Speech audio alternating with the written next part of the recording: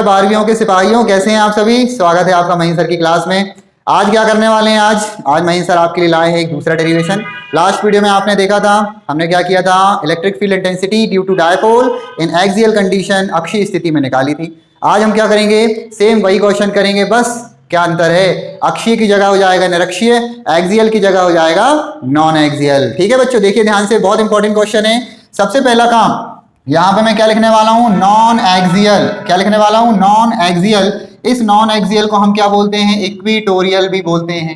क्या बोलते हैं, कौन सी पोजीशन बोलते हैं, इक्विटोरियल पोजीशन। नॉन एक्सियल या इक्विटोरियल पोजीशन, या हिंदी में इसको बोला जाता है निरक्षीय।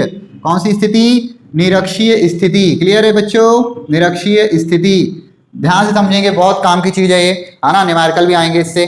अब देखो, ये तो मैंने बता दिया, हम आज क्या करने वाले हैं, नॉन एक्सियल या निरक्षीय स्थिति करने वाले हैं। सबसे इंपॉर्टेंट ये है कि हमें इसका क्या समझना, डायग्राम समझना, क्योंकि बिना डायग्राम के आप डेरिवेशन नहीं कर सकते। सबसे पहले आपको करना क्या पड़ेगा, आपको एक डायपोल बनाना पड़ेगा।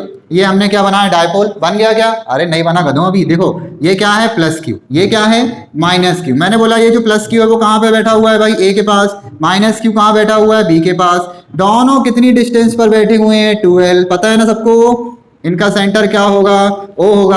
अब लास्ट में हमने क्या किया था, जो अक्षीय स्थिति थी, एक्सियल कंडीशन थी, उसमें इस डायपोल की एक्सिस को हमने एक्सटेंड किया था और एक पॉइंट पी रख दिया था, जिस पर हमने क्या किया था, electric field intensity find out की थी। आज हमको क्या करना है, आज क्वेश्चन की डिमांड कुछ और है। आज ये बोल रहा है इलेक्ट्रिक फील्ड तो निकालनी है, लेकिन नॉन एक्सियल या इक्विटोरियल। इसका मतलब समझ लो, ये डायपोल है, इसका सेंटर है। यदि डायपोल की एक्सिस में हम आगे बढ़ते हैं तो वो होती है एक्सियल कंडीशन। यदि डायपोल के परपेंडिकुलर डायरेक्शन में हम कहां बढ़ेंगे, ऊपर बढ़ेंगे, तो वो होगी नॉन एक्सियल, मतलब इक्विटोरियल पोजीशन। तो O से R डिस्टेंस पर, कितना डिस्टेंस पर, R डिस्टेंस पर हमने क्या लिया, पॉइंट P लिया, where we have to find magnetic electric field intensity, है ना। क्या बहुत से टॉपिक होते रहते हैं ना, तो ये क्या हो गया, इलेक्ट्रिक फील्ड इंटेंसिटी हमको निकालनी है। अब इस पॉइंट P को किससे मीट करा दो, A से। पॉइंट P को फिर से किससे मीट करा दो, पॉइंट B से। अब देखो ये बन गया ट्राइंगल। अब थोड़ा ध्यान से समझना, ये पॉइंट P क्या है, जिस पर इलेक्ट्रिक फील्ड इंटेंसिटी निकालनी है, ठीक है। अब ये है प्लस क्यू चार्ज, ये क्या है, माइनस क्यू चार्ज। थोड़ा बहुत यदि आपने पढ़ा हो तो मैंने पहले भी बताया है कि प्लस क्यू यदि चार्ज है तो इलेक्ट्रिक फील्ड की डायरेक्शन क्या होती है, टूवर्ड्स की अवे। बताओ जल्दी से, away, away from the positive charge. मतलब ये प्लस से कहां भागेगी, दूर भागेगी। नेगेटिव चार्ज है तो बताओ इलेक्ट्रिक फील्ड की डायरेक्शन क्या होगी, जल्दी से बताओ, अवे। अवे का मतलब क्या होता है, नेगेटिव चार्ज के पास आएगी। तो यहाँ पे देखो ये ए है, तो इसलिए हमने क्या बोला, ये किसकी डायरेक्शन हो गई, ई ए की। ये क्या है, बी, इसलिए किसकी डायरेक्शन है, ई बी की। कोई समस्या परेशानी नहीं होनी चाहिए। प्लस के कारण इलेक्ट्रिक फील्ड मिल रही है ई ए, माइनस के कारण मिल रही है ए बी। अब ये दो मिल रही है, ई ए और ई बी, इनका रिजल्टेंट कहाँ मिलेगा, तो बीचों बीच से मिलेगा। क्या मिलेगा, ई मिलेगा। ठीक है, ये एंगल कितना हुआ, थीटा, ये एंगल कितना हुआ, थीटा। सिमिलर यहाँ भी एक एंगल बना थीटा और यहाँ भी एक एंगल बना थीटा। इस तरीके से आपका डायग्राम क्या हो गया, कंप्लीट। एक चीज और कर लेना, ये पूरा 2L है तो आधा L आधा L। ठीक है, डायग्राम में कोई समस्या परेशानी नहीं होनी चाहिए। अब हमको करना क्या है, अब हमको करना है इलेक्ट्रिक फील्ड इंटेंसिटी फाइंड करनी है पॉइंट P पर due to positive charge then negative charge. तो क्या बनेगा, देखो ध्यान से, यहां पे मैं लिखता हूं electric field intensity at point P due to plus Q charge, due to plus Q charge. क्या बनेगा बताओ जल्दी से, E A equals to 1/4 pi epsilon not Q upon distance का होल स्क्वायर आता था ना।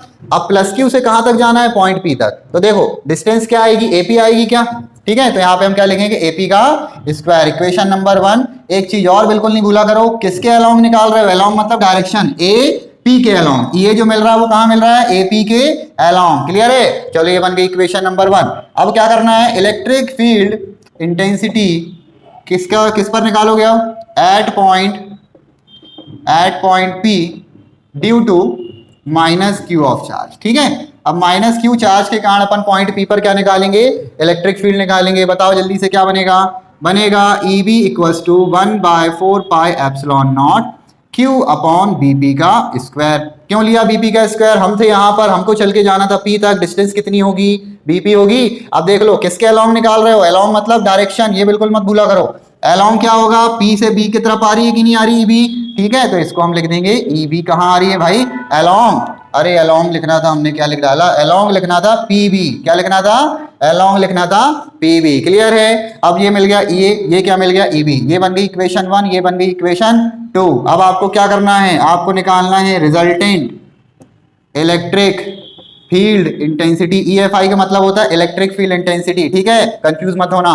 क्या मिलेगी, टोटल ई मिलेगी, क्या मिलेगा, देखो एक फॉर्मूला बस याद रखना, 2EA cos थीटा, बस इतना याद रखो, बाकी परेशान होने की आपको जरूरत नहीं है। अब एक चीज समझ लो, आपने देखा ये अपोजिट एंगल है, आमने सामने वाले एंगल इक्वल है, तो ये साइड भी क्या होगी, इक्वल होगी। तो क्या इसको अपन ऐसा कुछ लिख सकते हैं, angle PAB equal to theta equal to PBA equal to PBA। ये किसके इक्वल है बताओ, थीटा थीटा है ना, जब ये थीटा इक्वल है तो ये साइड भी क्या होंगी, इक्वल होंगी। तो हमने क्या लिख दिया, PA बराबर क्या होगा, PB होगा। इतनी बात क्लियर है।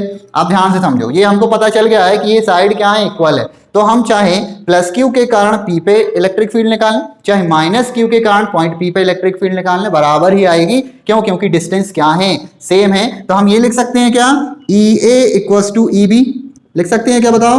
EA और EB की वैल्यू क्या मिलेगी बच्चों, एक सी मिलेगी। तो जो रिजल्टेंट का फॉर्मूला है ना EFI का, वहां पे मैंने क्या लिखा है, 2EA cos थीटा। यहां पे मैं EB भी लिख दूं तो कोई दिक्कत वाली बात नहीं होगी, क्योंकि EA और EB की वैल्यू क्या होती है, सेम होती है। ठीक है, क्लियर है। चलो जल्दी से बताओ, E की वैल्यू क्या होती है, EA की वैल्यू क्या है, 1/4 pi epsilon naught Q upon AP का स्क्वायर इनटू ये क्या बन गया, cos थीटा। यही है खतरनाक लाइन। ये पहली इक्वेशन, ये दूसरी इक्वेशन और ये तीसरी इक्वेशन। ठीक है, पूरी कहानी इसी इक्वेशन में होनी है, ध्यान से देखते रहो, लास्ट तक देखना, पूरा बनेगा। E का जो वैल्यू आएगा बताओ क्या बनेगा, यहां पे लिख रहा हूं मैं, E equals to 2 into 1/4 pi epsilon naught Q upon AP square cos theta. थोड़ा गौर से देखो, बाकी सब तो पता है, लेकिन अपन को AP नहीं पता और cos थीटा नहीं पता। कहां से मिलेगा, यहीं से मिलेगा। देखो कैसे मिलेगा, आप एक काम करो, एंगल ये थीटा ये 90 डिग्री है क्या, POA, एंगल POA क्या होगा, 90 डिग्री है, और 90 डिग्री को वरदान है, बताओ किसका वरदान है, पाइथागोरस का। POA जो है वो क्या है, राइट एंगल ट्राइंगल है। क्या है, राइट एंगल ट्राइंगल या समकोण त्रिभुज है। तो यहां पर अपन POA में क्या कर दें, बाय पाइथागोरस थ्योरम। पाइथागोरस यदि हम थ्योरम अप्लाई करेंगे तो बताओ क्या होगा, ये क्या है 90 डिग्री, ये क्या है थीटा, थीटा के सामने वाला परपेंडिकुलर, ये क्या होगा हाइपोटेनियस, ये क्या होगा बेस, ये होगा कर्ण, ये होगा लंब, ये होगा आधार। तो पाइथागोरस क्या बोलता था, कर्ण का वर्ग बराबर लंब का वर्ग, लंब कितना है भाई, OP है ना, OP का वर्ग प्लस OA का वर्ग। इतनी बात समझ में आती है सबको, बस कुछ नहीं करना, वैल्यू पुटअप करना है, PA का स्क्वायर प्लस OP का स्क्वायर प्लस OA का स्क्वायर। PA की तो वैल्यू अपन को पता ही नहीं है, PA लिख दो या AP लिख दो, बात एक ही है। AP लिख दो तो ज्यादा अपन को समझ में आएगा, है ना। AP, ये क्या लिख दो, AP का स्क्वायर बराबर ये कितना हो जाएगा, R का स्क्वायर प्लस L का स्क्वायर। स्क्वायर अलग करेंगे तो क्या होगा, रूट लगेगा क्या, R square plus L square. इसको एक चीज और कर लो, R का स्क्वायर प्लस L का स्क्वायर का रूट यदि हम रिमूव करें तो 1/2 लिख सकते हैं। ऐसा क्यों किया, वो भी आपको आगे काम आएगा। ये तो मिल गई AP की वैल्यू। अब हमको क्या चाहिए, cos थीटा। cos थीटा इससे मिल सकता है क्या, किससे, एंगल PAB लगा दो तो cos थीटा क्या मिलेगा, बताओ जल्दी से। cos थीटा क्या होता है, बेस अपॉन हाइपोटेनियस, आधार बटे कर्ण होता है। तो इसको अपन L अपॉन क्या लिख दें, AP लिख दें, कोई समस्या नहीं होगी। तो cos थीटा क्या मिल गया, L अपॉन AP, और AP की वैल्यू क्या है, R का स्क्वायर L का स्क्वायर की पावर 1/2। ये आपको मिल गया cos थीटा, ये आपको मिल गया AP। ये इन सब की वैल्यूज कहाँ पुटअप करनी है, इक्वेशन नंबर 3 में पुटअप करनी है। ठीक है, अब जगह की है कमी, तो अपन को क्या करना पड़ेगा, ये डायग्राम को मिटाना पड़ेगा, है ना। अब देखो थोड़ा ध्यान से, क्या होगा, होगा ये cos थीटा और AP की वैल्यू हम इक्वेशन नंबर 3 में जब क्या करेंगे, पुटअप करेंगे, तो आपको क्या मिलेगा, vector E equal to 2 into 1/4 pi epsilon naught Q upon AP का स्क्वायर, Q अपॉन AP का स्क्वायर, और AP स्क्वायर की वैल्यू कितनी है, R का स्क्वायर प्लस L का स्क्वायर, यही है क्या। फिर cos थीटा की वैल्यू अपन ने निकाल ली है क्या, ठीक है निकाल ली है, कितनी है, L अपॉन R का स्क्वायर प्लस L का स्क्वायर की पावर 1/2। ठीक है, चलो इतनी बात समझ में आई। अब एक चीज और याद होगी कि यदि इस 2 को हम किसके पास भेज दें, L के पास, तो ये क्या बन जाएगा, 2L बनेगा क्या। तो ये कुछ इस तरीके का हो जाएगा क्या, Q इंटू 2L। अब देखो ये जाना पहचाना लग रहा है यार, कौन है भाई, ये है इलेक्ट्रिक डायपोल मूवमेंट। ठीक है, पिछली क्लासेस पढ़ाया है मैंने। तो 1/4 पाई एप्सिलॉन नॉट, ये कितना हो गया, इसकी पावर कितनी है 1, इसकी पावर कितनी 1/2। तो 1 प्लस 1/2 करोगे तो कितना आएगा, 3/2 आएगा क्या। ठीक है, तो यहाँ पे देखो Q into 12 4 pi epsilon not लिख दिया। इसको क्या लिख सकते हैं, आर का स्क्वायर एल का स्क्वायर की पावर 3/2। ठीक, Q इंटू 12 को किससे रिप्लेस कर दो, P से, तो P इक्वल टू कितना हो गया, Q इंटू 12 हो गया। बस आने वाला है आंसर, थोड़ा सा पेशेंस और रखो। Q इंटू 12 की वैल्यू कितनी हो गई, P हो गई। डिवाइड किससे करना था, 4 पाई एप्सिलॉन नॉट से करना था।